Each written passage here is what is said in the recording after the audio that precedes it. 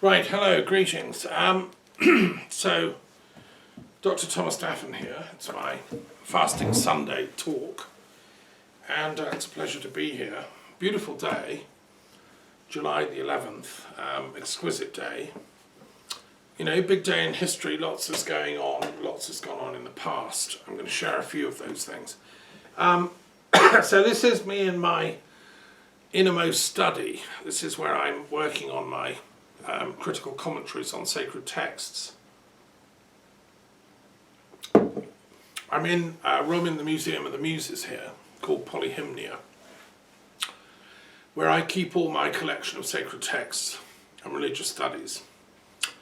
The library is divided into, in this room, into different religions.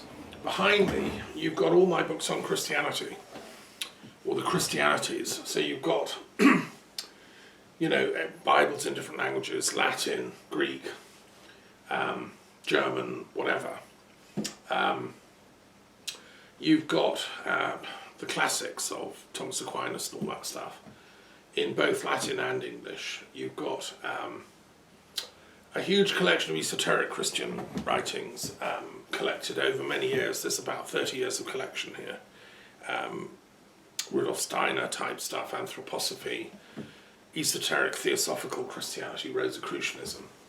You've got lots of Anglican theological works. You've got things like Robert Flood, Schweitzer, St Augustine, and very detailed studies of all the different Gospels and so on, and all the New Testament. Lots of biblical dictionaries. Now, so this is my working library. If I'm working on a commentary or something on a text, this is where I am. So I thought it'd be fun to record my talk this Sunday from here. This is me in my study. And it's useful because I can have all my books in front of me that I might be referring to from time to time.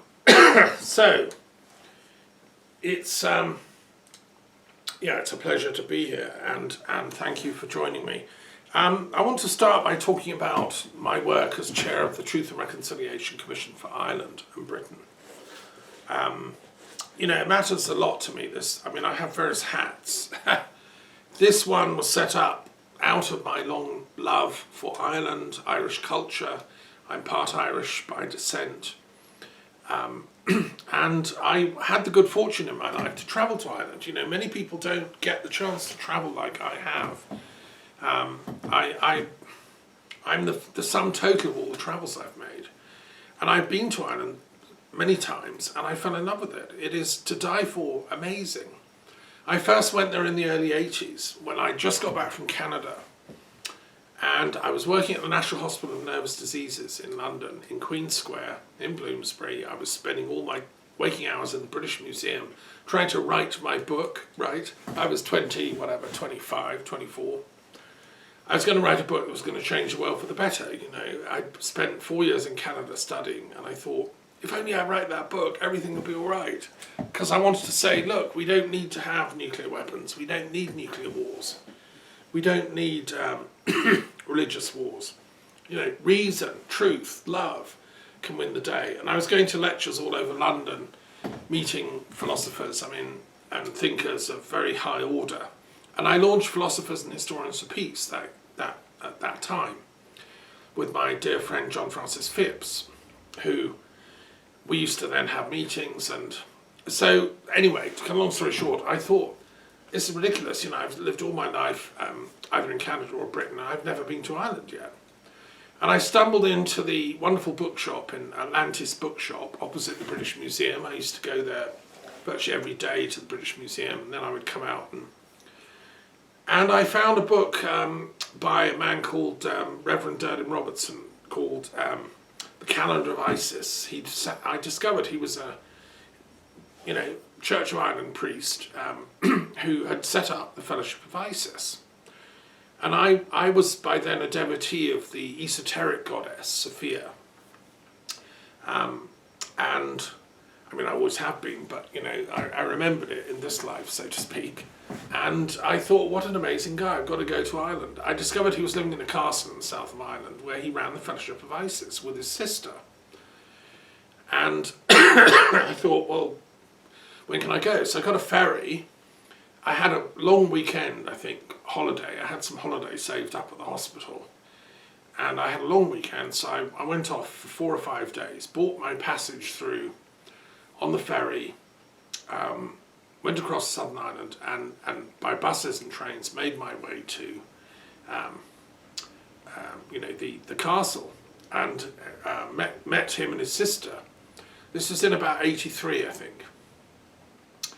And it was like, you know, I just felt like it's coming home, this. I remember I had a rucksack and a sleeping bag. I slept out. I slept a night in the castle. They were very kind and gracious.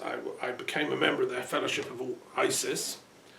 I said, you know, I love the goddess. I also love all the traditional religions like Christianity, Islam. I'd read the Quran by then and all the other religions, and to me they're all one unity in the hands of Sophia, the goddess, who is Isis. So anyway, we got on like a house on fire, and he told me to read lots of Irish classics. He made a big impact on my scholarship because I'd neglected Ireland up to that point. You know, Ireland was just somewhere that you heard of in the news that bombs kept going off. And I didn't really know what it was about, and I thought, well, they're just a bit silly, you know. And for me, at that point, the Cold War was much more important, the threat of global nuclear omnicide. And I'd launched Philosophers and Historians of Peace, you know, I got involved with worldwide Philosophers of Peace, and that was much more, you know, serious, quote unquote. But I realised going to Ireland, actually this is quite serious too, and this is a really ancient culture, and people in England know nothing about it. We're ignorant. And as I studied and I read some of the great Irish historians he told me to read, Geoffrey Keating particularly, who'd written down the stories of ancient Ireland in the 17th century, being a Catholic priest, an amazing man actually. I'd love to meet Geoffrey Keating, I mean obviously long dead, and he was killed by ignorant Protestant English army soldiers with Cromwell. This was a highly sophisticated Catholic, European trained, omnivorous intellectual who wrote down the sacred histories of ancient Ireland, including all the Druid histories, just before they were destroyed. A lot of them were then burned. Cromwell's army went and thought, you know, it was clever to burn libraries. I mean, these are barbarians. Anyway, and Geoffrey Keating was killed in that. And most people in England never heard of him. You know, we don't have a clue what Cromwell did. There's still a statue to this guy outside Parliament. I mean, it about sums up what a Parliament's, you know, doing, which is tyranny of ignorance. And the man that founded the whole thing, Simon de Montfort, by the way, just for the record, was the son of the horrible Cathar killer in the south of France, in the Pyrenees. Since I came here, I discovered all about the Cathars and their ignorance, the ignorance of the people trying to kill them all. And they were led by this thug called Simon de Montfort, who was just like a sort of Brexit, you know, touting nationalist idiot. Sorry, but he was the worst kind. And his son then became the bully boy who set up the tyranny of Parliament.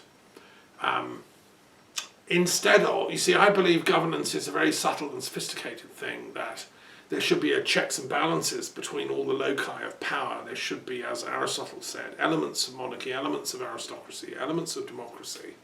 But above all, virtue, wisdom and reason should govern them all.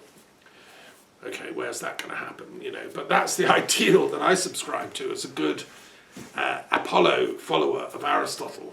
And what I think is absolutely wrong is when one becomes tyrannical against all the others.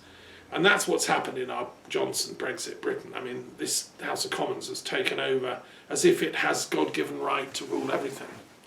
Well, no, you know, nobody has that right. We have the right to use our reason. We are self-governing, you know, intelligent beings. And that's the divine energy or spark within us all. Now, you know, anyway. So I fell in love with Ireland. I then went back many times. I've travelled there. I went to peace conferences in the 90s when I was working at the University of London on peace. I went and met peace studies scholars from all over, from north and south. And you know, I then went back with the Druid Council of Britain. I was then the peace officer. I went to make peace dialogue with the Druids of Ireland. We met at Tara in a historical ceremony for peace in '97. And a few months later, the IRA declared their ceasefire. That was the Good Friday Agreement. That was the end of the war. And I was told later by one of the Druids that was there at Tara that, you know, the Druids of Ireland had advised the IRA that it was time to ceasefire now, that, you know, we could achieve sort of equality and peace in the island, not through the bomb anymore, but through dialogue and normal politics. So I felt that I played a little role in that Good Friday Agreement behind the scenes. And all this time I'd been studying Irish Druidry, I mean, absolutely in depth, living now in the Cotswolds, discovering ancient texts, you know, reading the sacred texts that have come down from Ireland, and learning, well, why on earth haven't I been taught any of this stuff at school? You know, here's this ancient Bronze Age literature, the hero Cuchulainn and all his tales, the Fianna, the adventures of Finn McCool, all this stuff, which Yeats and everyone had fallen in love with in the 19th century Theosophical revival. And, you know, English people haven't got a clue about the history of Ireland. No wonder they just go over there and like shoot people. And I realised the importance of the Irish independence movement, its national liberation, was really an attempt to regain its own cultural self-esteem. I think that's what these national liberation movements are. I mean, whether it's Kurdistan or Armenians or you know, the Irish, or the Czechs or whatever, it's saying, look, we as a people, we have a history, a culture, a language, a literature. We deserve our place in the sun, you know. And no other culture has the right to come and impose its own norms and mores and especially its sort of financial greediness on us. I mean, the English regarded Ireland as a sort of place to have second or third homes and get rents from and forget about the inhabitants. I mean, they regarded them literally as barbarians and promoted a kind of racist view against the Irish. We banned Catholicism. It wasn't allowed to be taught. We banned schools teaching in Irish. There was no, you know, it was actually illegal to I couldn't give a lecture in Irish. So they took to continuing their education in the countryside, literally. They would meet at hedges and have a little sort of seminary at what was called a hedge school. And, I mean, you know, you couldn't make this up, right? But we don't know anything about this. The English were never taught how ridiculously oppressive our country had become. And the thing is, the English thought they were being very clever. We were being scientific. We were being like they're primitive barbarians. We're economists. So William Petty was in Cromwell's army. He was one of the guys that founded economism. That nothing matters, spirituality, faith, nothing. Only like measurable facts that can be translated into economic utilitarianism. And, you know, I reject that ideology. You see, I'm with the Irish peasants who kept their superstitions going and believe that the flickering lights at dusk are the fairy folk. You know, why not? Why shouldn't they be? Why not have a poetic view of life? I mean, I grew up reading Yeats and becoming a poet, and I realised this is the homeland of all true poets, is Ireland. Anyway, then I went back to you know, other events. I went to a couple of pagan summer camps and did my bit reading my poetry and listening to the bards, and then you know, I thought it was over. I thought peace had come. We got there, right? And then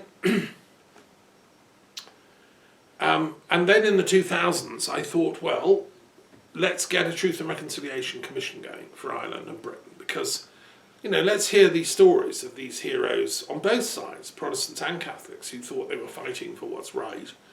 Before they all die off, let the youngsters sit at their feet and hear their stories. What was this all about, you know?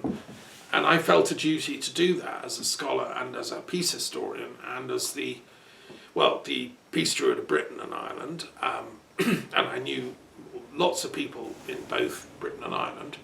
So we had meetings in Holyhead in Wales, which is where you get the ferry to Ireland. We had meetings in Belfast, obviously, and that was fascinating. And then we had meetings in Dublin, and where I was on the board of the Irish Free University. So, so that I've been doing that ever since. I'm still chair of that body. So what I want to say, and that's why Brexit appalls me so much. I've said this before, I'll say it again. If for no other reason than the insult paid to the people that negotiated and achieved the Good Friday Agreement, the ending of the War of Ireland, in a sophisticated and mindful way, we put all that behind us and we moved on, and we got a peace agreement. The people that have destroyed that, this Tory party, they're a cabal of fanatical, right-wing, extremist, nationalist, ignorant conservatives, pseudo-conservatives. They're not conserving anything, they're destroying things. They created this ideology called Brexit, which was invented by hysterics like Farage, and under the influence of America. But America at its worst, not America at its best. America at its worst in the person of Mr.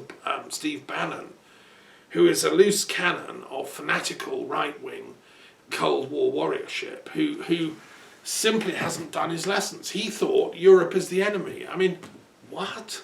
Europe was our friend and ally. We've been a member of the European Union for 50 years. It was the bedrock of Britain's foreign policy and our stability and security in the world. And suddenly this guy from left field, a fanatic with no education to speak of apart from war games. I mean, he's a warrior. He's like sort of a rogue warrior gone mad, who infiltrated the British mind through Farage and his cronies, and through the World of Warcraft, which he created and ran. This is like demonising all our children. Our adolescents spent 10 years locked in their rooms playing World of Warcraft because Bannon was dangling the allure of violence to them. Oh my God, so that whole generation then are like put to sleep. This is like a King Arthur's tale of a nightmare situation. The true warriors have all been put to sleep, and the black warriors have taken over the country. So then that's why Brexit is just so wrong on so many fronts, but the Irish thing is enough. I mean, you don't need... if I'm a good doctor, I go into a hospital and the nurse says, come on a ward round, what's wrong with this patient? And I can see well, his arms come off and he's bleeding to death. That's what I have to treat first. I don't need to know he's also got cancer and we can treat that later, and he's also got whatever, diabetes. No, it's the thing that's killing him, right? Brexit is like that. It's a patient dying of multiple injuries. The Irish thing is enough to make it, just so wrong that it is just off the scale of wrong. So there we are. So that's the bad news. The good news is that the Irish are fighting back. They're not going anywhere. My friends in Ireland are intelligent. They've endured worse things than Brexit. They will endure, and they will, I believe, get their Irish land reunited over this, because the most popular party in the whole of Ireland now is Sinn Féin, which has pledged to the reuniting of Ireland.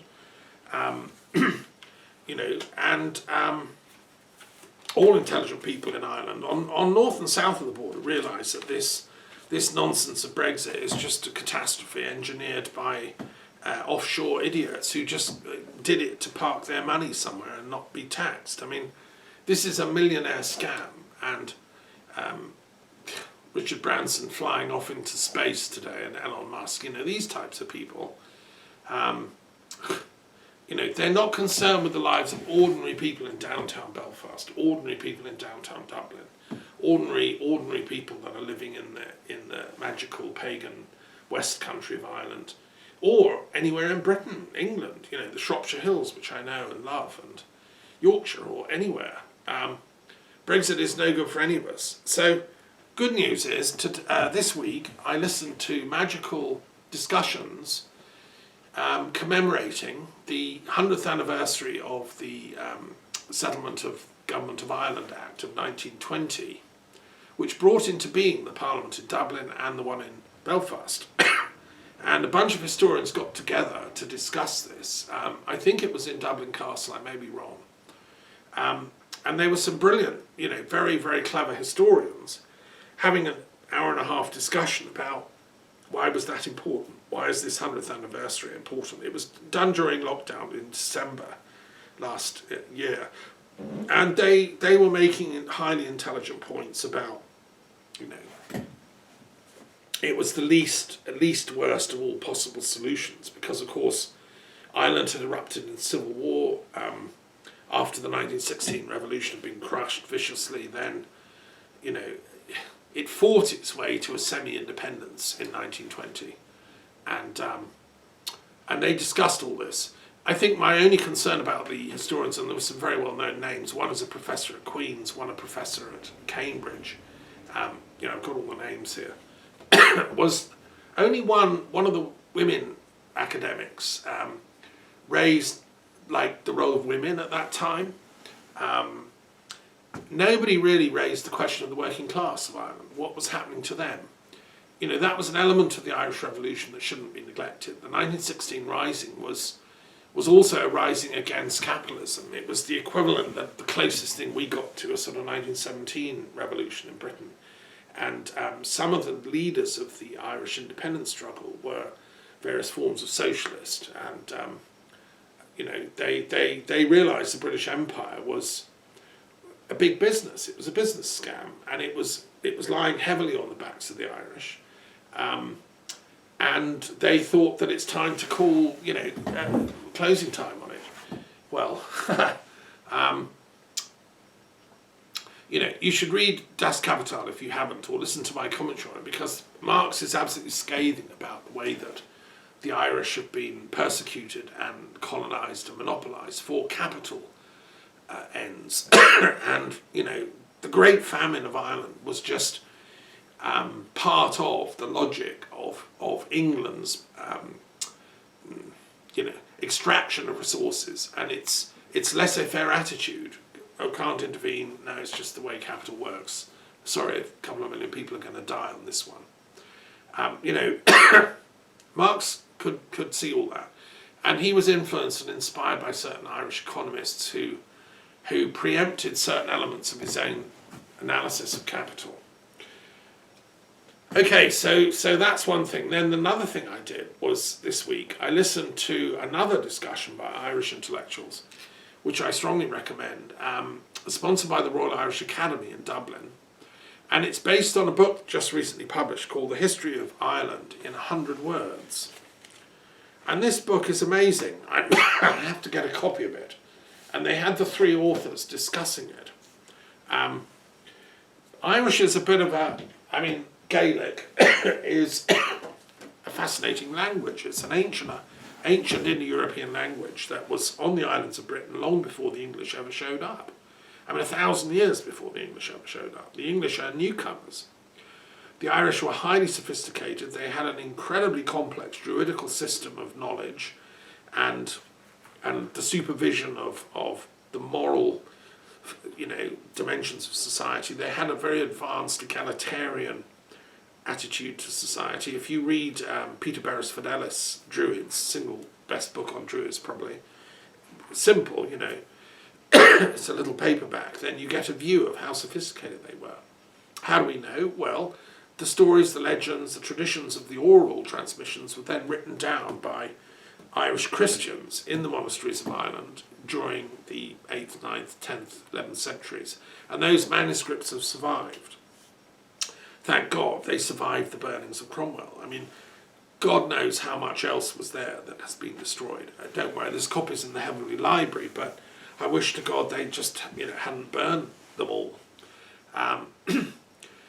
Yes, I mean, and if you want a source on Irish intellectual history pre-Christian, go to Joyce. He was the great scholar who wrote A Social History of Ancient Ireland, 2 volumes. Published it before World War I, sort of 1905. He was an amazing intellectual, and he'd travelled around Ireland. He was something like a land inspector for the government, so it gave him an opportunity to travel all over the country. And he became an antiquarian. That book is to die for. I have it here on the shelves, right?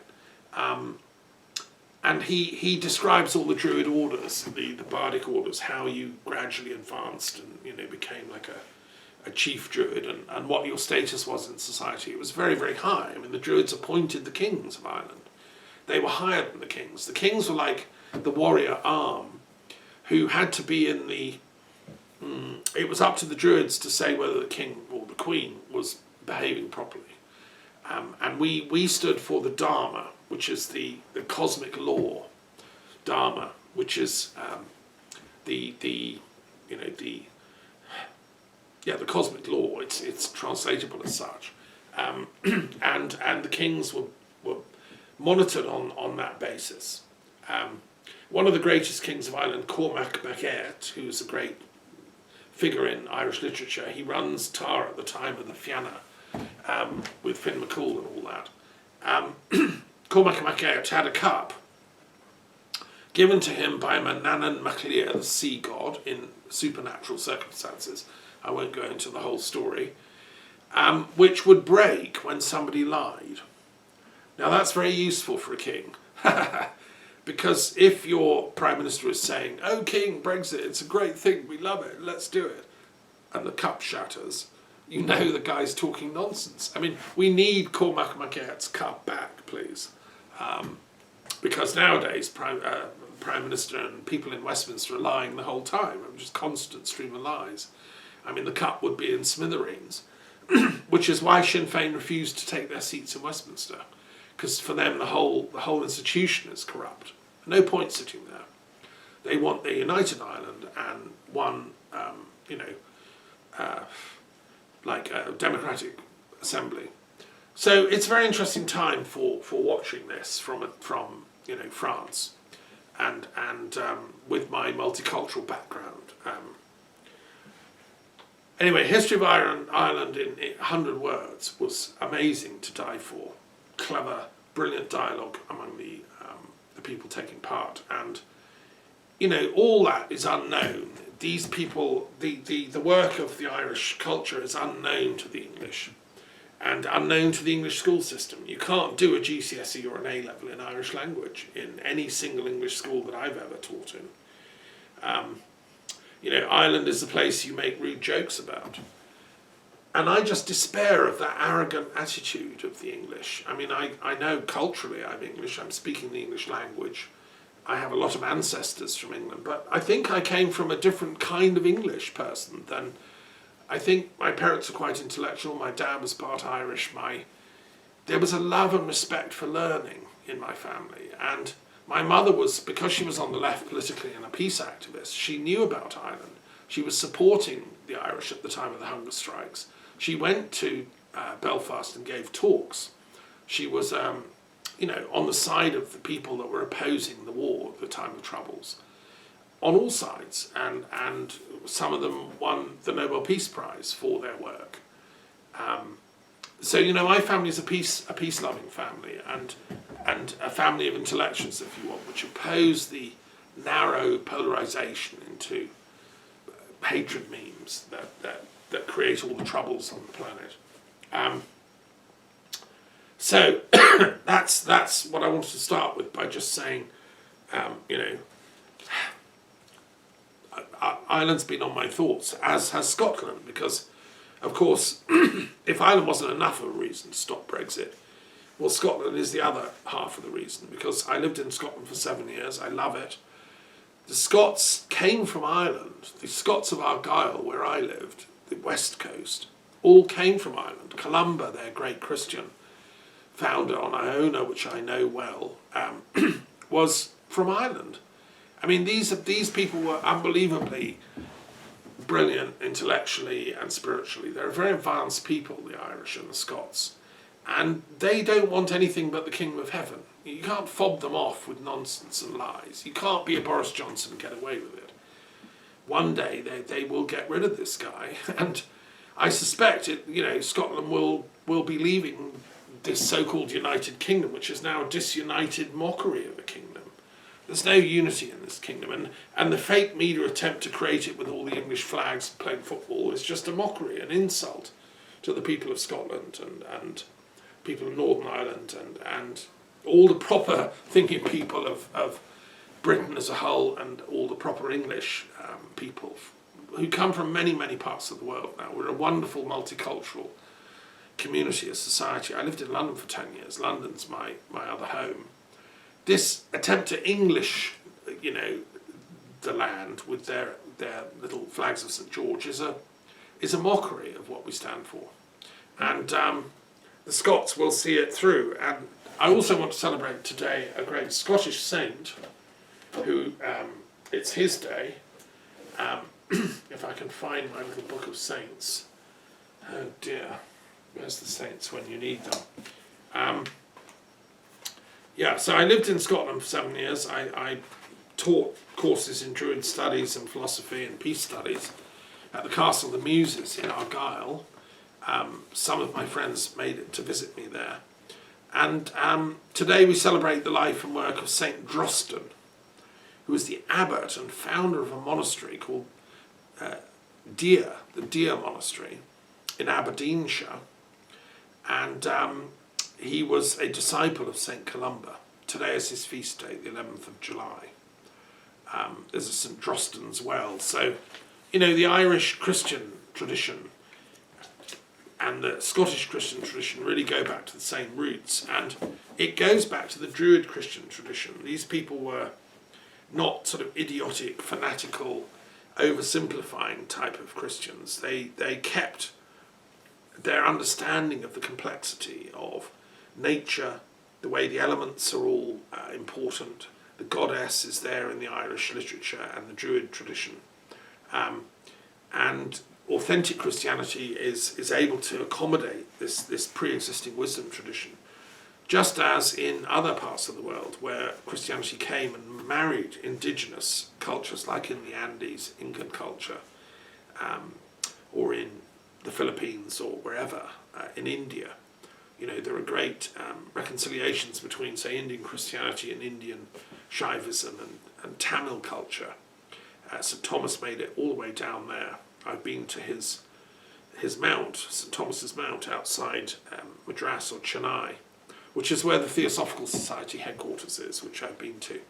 The Druid Christian tradition was a theosophical tradition, and that's why I think it has endured.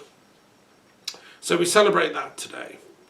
And talking of saints, I want to move on and also raise my glass in honour of one of the greatest saints of Christendom.